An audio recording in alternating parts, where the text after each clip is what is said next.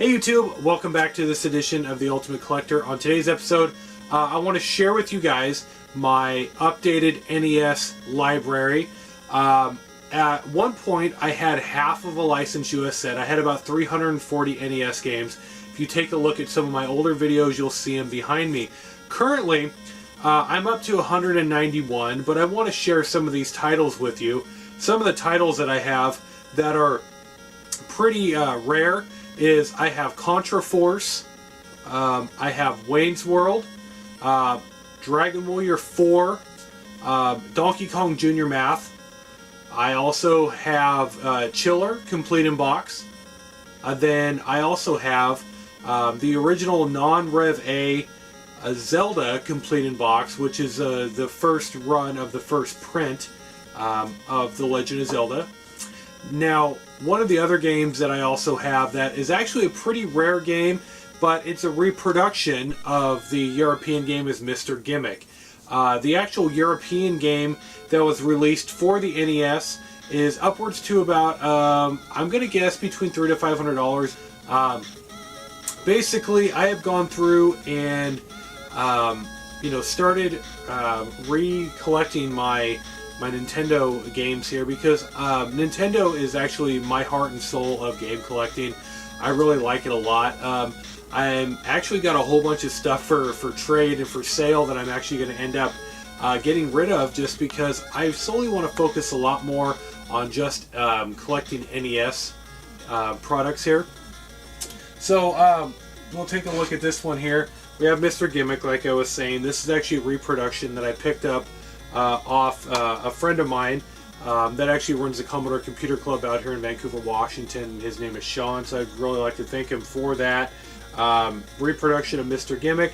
The game's actually really fun. It plays a lot like Mega Man, the same style of action platformer, and actually when you explode into 1,000 little pieces, just like you do in Mega Man, and you have this star that you have above your head that you can throw. And it's actually lots of fun. It's actually a pretty cool game. So one of the other fun games that I picked up here, I also have the reproduction of the 1990 Nintendo World Championships, which this game on Retro USB, I don't remember exactly how much it is, but I know that these are going on eBay for actually quite a bit. This one here actually has a reproduction dip switch on it. Now this actually allows you to set your time on the game. This one is currently set for, I don't know, the 5 or 6 minute time limit, or however long it is. I haven't adjusted this when I got it, but I have played it quite a bit. I thoroughly enjoy this game a lot. Some of the other games here, Dragon Warrior 4. This game by far is one of the rarest out of the Dragon Warrior series. I actually traded a bunch of stuff and picked this one up. Now this is one of the older release games for the Nintendo, and you can always tell because of the back gold label on these. So if you find a game that has a back gold label, these were released 93, 94. So Donkey Kong Jr. Math. Label is a little rough on it, but nonetheless, this is also a 5-screw. Now, some collectors know that there is a difference between 3-screw and 5-screw games. The 5-screw games were actually the earlier versions of the games that came out, when the 3-screws were the later versions of these. So this being a 5-screw, this is one of the original first runs of Christmas of like 85, 86. Let's see here. Contra Force. Interesting story behind this game. I actually went to one of my local flea markets, let's see here, I think a week after the Portland Retro Gaming Expo in 2013. And I walked into the store and I looked over at the case, and I happened to see a guy standing there, and I kind of made it sound like, ooh, cool, Nintendo games, and he kind of gave me the stink eye. Then he hunched over the counter a little bit more, so I was like, oh, okay, so there must be something good in there. So I picked up some random item, started walking around the store, but I was keeping an eye on him, and he eventually kind of stepped away from the counter, so I stepped up to the counter a little bit more, and the guy was talking about he wanted his wife to hurry up and bring in some money, but he had stepped probably about 20 25 feet away from the counter, enough for me to be able to get in there and see what it was. And actually what it was Contra 1 and Contra Force. As soon as I saw these, all I saw were the top, and I told the lady, I was like, hey, I want to grab those 2 games right there. I picked them up, paid $10.81 for 2 games, and got out of the store as quick as I could. Another game here, Chiller, complete in box. This is actually one of the first simultaneous 2-player shooting light gun games.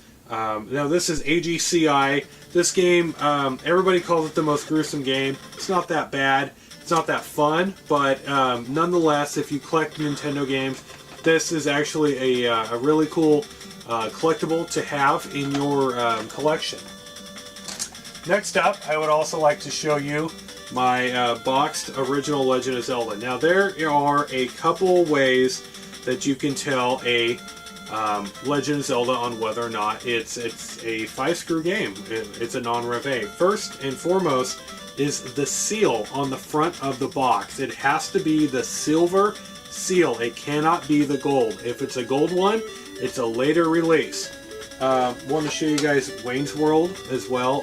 Got this also from Sean, which puts on the Commodore Computer Club. We did some trading, and I ended up getting Wayne's World for this too. I'm still working on getting Teenage Mutant Ninja Turtles Tournament Fighter, so I hope to be able to get that one here soon. And then I also have, as you guys saw in my Tengen video, I have all but one of the entire Tengen library, which is really cool. I mean, I got this for a super great deal. Like an update video here. I do want to show you guys something real quick when it comes to NES collecting though. I know that as we're talking about NES stuff, I want to show you guys label variants for the Legend of Zelda. Now the only one I don't have here is the gold cartridge full. You know, that's the 3-screw. So, but basically the difference is I have 2 Legend of Zeldas here.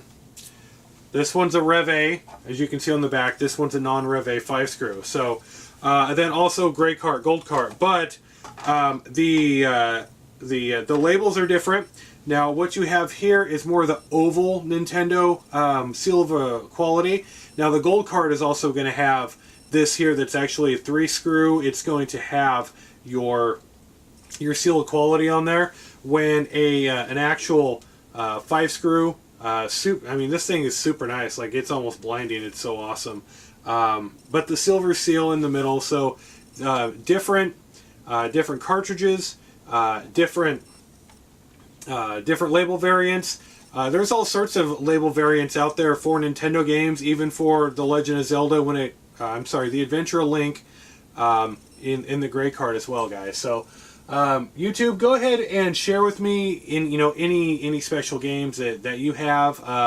So yeah, I'm up to 191 right now. So I hope to be able to post another video when I reach another milestone. So far I have over a quarter of the set, and I'm shooting for that 680, which is licensed games. So, but I may go a little bit further. So YouTube, I hope you enjoyed this video. Until we meet again, this has been another edition of The Ultimate Collector. So when you view often.